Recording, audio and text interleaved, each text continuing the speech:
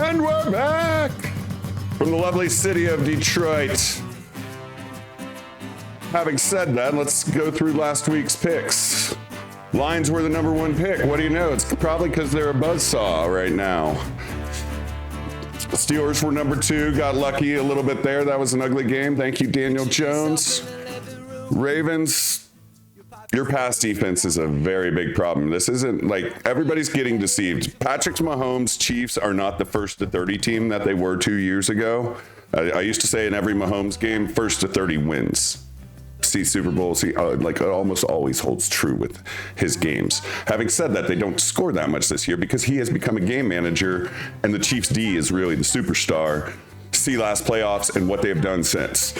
Having said that, the Ravens are usually historically good at pass defense. Their pass defense this year, worst I've seen out of a John Harbaugh team yet.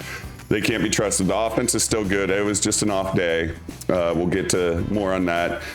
Packers, Jags, that was a really tough one because the Packers played it the smart way and kneeled the ball at the 1 to run out the clock and kick a game-winning field goal, win by 3. By the way, I did tell you, though, if you take that in parlays, keep it at 3, so that would have kept your parlays alive. And then the 49ers, Cowboys, that's just simply Kyle Shanahan kind of owns the Cowboys, or Brock Purdy owns Dak, whatever you want to chalk it up to, or Fred Warner owns Dak Prescott. Texans, Colts, I hate both these teams right now because I've probably given you a lot of picks with them, with or against them. I'm wrong almost every time on those two. I'm going to just see my way out of those games. Bills, Seahawks, Bills took care of business, and we all know what happened in the Commanders game. That was lucky. However, having said that, the Commanders had so many plays called back. They should have been up by more than they were for the Bears to even be in that position in the first place. It was ironic. The Bears stole the game only to give it right back. So in that, all the picks I have given you that are in green so far, sorry for covering that up for a second, we're at 22 and 20, 52.4. It's not quite getting it done, but when we look at all results, I mean, 58.1 is above that line. And I've been telling you guys good ones as far as like, when I say anchor it, that means make it your hub for Parlay City, if you will. I try not to, as we saw this week, we don't know what a catch in the NFL is. And case in point was Monday night, the Bruce Pickens catch, Thursday, Garrett Wilson. One goes from touchdown to incomplete after review, and one goes from incomplete to touchdown after review. And I don't want to hear about this shin stuff. First off, sports can get rigged for New York teams at any time. See the WNBA if I'm clear. And in that, I just want every NFL fan to really be vigilant, show scrutiny. We're going on like 20 years of not knowing what a catch is in the NFL, and that's kind of frustrating. And now that you've actually welcomed in gambling, I feel like it's our job as gamblers to call them out, because it's like, okay, 2 feet, football move. By the way, when people go to the sideline, there is no football move, but they get 2 feet. So, you know, it's this nice ambiguous thing. And then you have your non-reviewable calls that, you know, defensive holding, defensive pass interference, formation, anything that where they can just call that play, can't review it. That is what I call steering. The NFL, I'm convinced, just they want games to get to a certain point. We don't know what they are.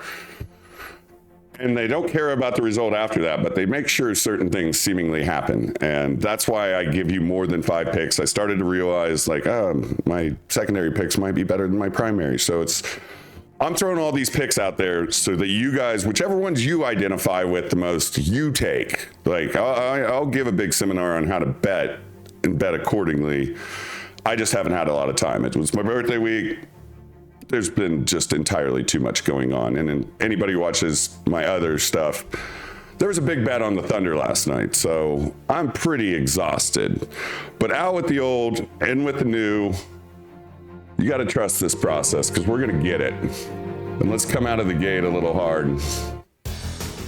We're going right back to the city behind me. Detroit playing against a sore groin Jordan Love. Josh Jacobs is a little banged up. I like that. Vikings, I'm not as strong on this particular go round because, well, like I was saying, the Colts always own me, and it's Joe Flacco, but I'm still going to do it. Commanders, I probably like the most. Part of gambling is figuring out who are the weak ones, and the Giants are a weak one. I go against Daniel. Ironically, Daniel Jones plays worse at home than he does on the road, so that's an important thing to note. Commanders 4-0 at home. Yes, they caught a Hail Mary, but that just shows it's a lucky place for them. Tides are changing in D.C. Goodbye, Daniel Snyder. No one misses you. I guarantee you the district does not miss you in the slightest. You are a reprehensible human being, in my opinion. Say what you want. I don't care. I'm glad you're gone. Chargers, Browns. Scared of this game because Chargers offense is so ugly. Like, I don't understand why you don't get Justin Herbert 1 or 2 wide receivers and you pay Joey Bosa all that money to just sit on the sideline and whine about his injury. Like, that dude's more banged up than Pamela Anderson, dude. I mean, I just don't get that. It's $140 million for a guy that plays less than 50%. Bills, Dolphins. I don't even want to say what I think is going to happen in this game. I don't think the Dolphins quarterback should be playing quarterback. I don't think it's wise. I like the Saints, like the Eagles. Rams, Seahawks, I wouldn't touch either. But gun to head, I guess I chose the Seahawks. Ravens, Broncos is funny. I personally don't, like I was saying, the Ravens pass defense is too bad to be able, I'm just not confident. I'd take Ravens if I had to take the points, but I think the Broncos money line has some value there. I don't know what the hell is going to happen in that game, but I'd probably not bet it. That's kind of why I purposely denoted it that way. If you're going to take that Buccaneers game, I'd take it at 8.5. But what I do on Chiefs games, and that's why you don't see them often in there, since they're in this game management mode, they don't score a lot of points. And the Chiefs can really just knock you down defensively. So in that, I look for them anytime they're in game, less than 7. That's when you typically fire them. Bears, Cardinals, which I'm supposed to go to. Not feeling like I want to right now. I don't know. That's a pick 'em. That's a gut feel. Part of me thinks Bears. Part of me thinks Raiders, Bengals. I wouldn't touch this game for whatever reason. I feel like the Raiders might just. The Bengals are inept. Everybody knows the Raiders are bad, but the Bengals have some sexy pieces, so they get more respect from the lines makers. But Patriots, Titans, don't touch. And yeah, those are the picks, guys. I'm pretty exhausted. Let's go win some money. Shakedown, breakdown. You're busted.